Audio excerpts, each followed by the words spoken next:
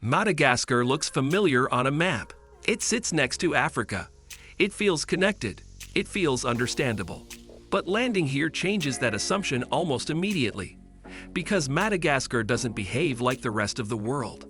Large parts of the island feel disconnected, not just from modern systems, but from anything you expect land to look like at all, where the ground becomes sharp. Walking into Tsingy de Bemaraha feels like stepping onto something hostile. The ground rises into stone spikes. Paths disappear. Movement becomes careful. Here's the shock. You can't walk normally here. Every step requires balance. Every mistake matters. This landscape isn't decorative, it's defensive. The land here doesn't allow casual movement, and it never did. The limestone formations stretch for over 600 square kilometers. Each spike reaches upward like a blade. Some sections tower 15 meters high. What created this wasn't sudden. It was erosion, relentless and patient. Rainwater carved the stone over millennia. It dissolved the softer calcium. It left only the sharpest edges behind. The result feels intentional. It isn't. Between the spikes, canyons drop unexpectedly. Forests grow in the gaps. Wildlife moves where humans can't. This isn't land that welcomes exploration.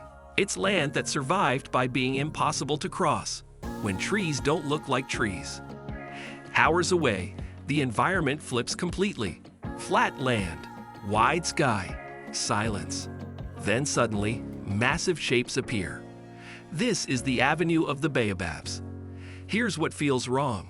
These trees look upside down, too thick, too spaced out. They don't resemble forests. They resemble monuments. And yet, this isn't a park. It's an active landscape shaped by centuries of isolation. Some of these baobabs are over 800 years old. Their trunks measure 30 meters around. Their branches spread thin and twisted. Local legend says the gods planted them upside down. Science says they adapted to extreme drought. Both explanations feel accurate somehow. During dry season, the trees store thousands of liters of water. Their bark feels soft, almost spongy. Their presence dominates the horizon completely. What unsettles visitors isn't their size, it's their spacing. They stand apart, deliberately distant, like sentinels that forgot what they're guarding. The landscape between them feels too open, too exposed, too quiet. This road wasn't built for tourism. It was a dirt path connecting villages. The trees were always here. People simply started noticing.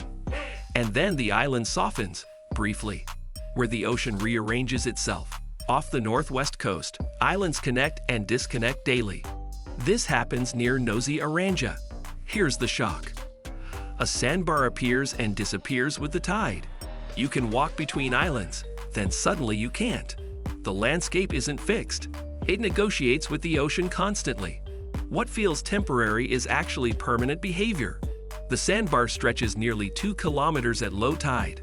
White sand, crystal water on both sides, footprints that vanish within hours. Locals time their movements to the tide charts. Tourists get stranded. The ocean reclaims the path twice daily. This isn't unusual for Madagascar's coast. Islands shift relationships constantly. Sandbars emerge in new locations. Channels deepen and shallow. The land here doesn't commit. It adapts. What existed yesterday might be underwater today. What's walkable now might be swimming depth later. Maps become suggestions. Experience becomes essential. If you're interested in places that don't behave the way land normally does, subscribe. This channel explores locations that challenge how we understand the planet, where the land opens from below. In northern Madagascar, the danger isn't visible from above. It's underground. Inside Ankarana Reserve, tunnels stretch for kilometers. Here's the unsettling part. Large sections remain unexplored. Caves connect beneath sharp limestone fields. Darkness feels complete. This isn't a hidden attraction. It's a vast system beneath the surface. The cave network spans over 100 kilometers. Some passages require crawling. Others open into cathedral-sized chambers. Underground rivers cut through the darkness. Blind fish navigate by current alone. Bats cluster in numbers that sound like rainfall. What makes Ankarana different isn't depth. It's connectivity. Caves don't exist in isolation. They link. They branch. They create pathways that surface maps can't predict. Explorers have mapped only a fraction. New chambers appear during expeditions.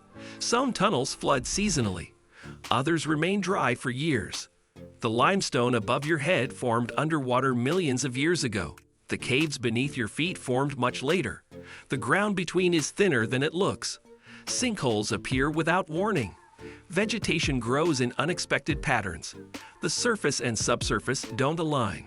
Walking here means trusting land that's partially hollow. When canyons feel too ordered. Further south, the land reshapes again. Sandstone walls rise cleanly. Lines feel too straight. Colors shift abruptly. This is Isalo National Park. Here's what surprises visitors. The canyons look engineered. They aren't. Water and erosion cut the land with precision. Over time, not intention. Nature here feels deliberate, even when it isn't. The formations date back to the Jurassic period. Sandstone layers stacked over millions of years. Then wind and rain began their work. What resulted feels geometric. Right angles appear frequently. Walls drop vertically for hundreds of meters. Colors change based on mineral content. Iron oxides create deep reds. Quartz bands run white and gray. Shadows add purple and black. The effect feels painted. It's chemical. Hidden within the canyons are oases, natural pools fed by underground springs. Palm trees growing in impossible locations. Green against rust-colored stone. These pockets of water sustain isolated ecosystems. Species exist here that live nowhere else. Frogs adapted to specific pools. Plants that rely on microenvironments. The canyons don't just look ordered. They function with precision. Water channels predictably. Vegetation clusters strategically. Wildlife navigates established routes. What seems random from above reveals patterns up close. Why Madagascar feels disconnected. Madagascar separated from the mainland millions of years ago. That isolation changed everything. Plants evolved demonstrating different rules. Landscapes formed without comparison. Ecosystems became self-contained. That's why this place feels unfamiliar. It didn't develop alongside the rest of the world. It developed alone. The island broke from Africa roughly 165 million years ago. It split from India around 88 million years ago. It's been isolated ever since. That timeline matters.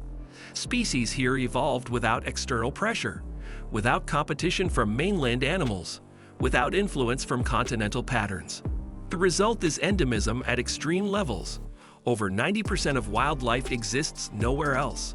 Plants developed without reference points. Insects evolved into forms that seem impossible. Lemurs replaced monkeys. Fossils replaced big cats.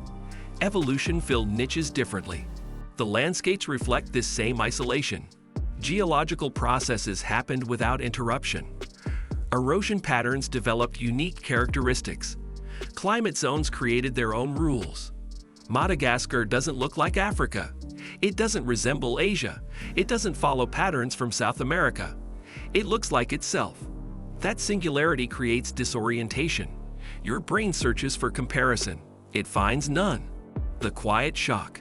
What surprises most visitors isn't danger. It's silence. Large areas feel untouched. Movement is minimal. Human presence is sparse. Madagascar doesn't overwhelm. It unsettles quietly. The island doesn't try to impress. It simply exists, differently. Population density drops drastically outside cities. Roads end abruptly. Villages appear hours apart. Between settlements, the land breathes alone. No traffic noise, no construction sounds, no human rhythm at all. What fills that silence varies. Wind through baobab branches, waves reshaping sandbars, water dripping in underground chambers. These sounds don't comfort. They emphasize emptiness. The quiet isn't peaceful.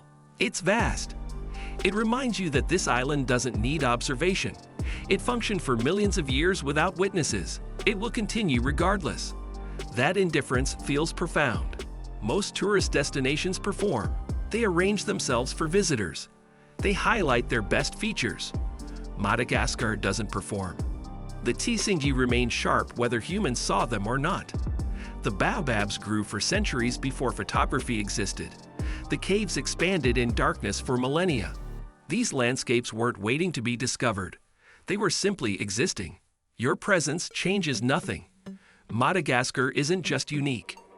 It's disconnected in a way few places are. Stone that cuts, trees that don't resemble forests, land that appears and disappears, systems beneath your feet. These places weren't shaped for visitors. They weren't shaped for comparison. They were shaped in isolation.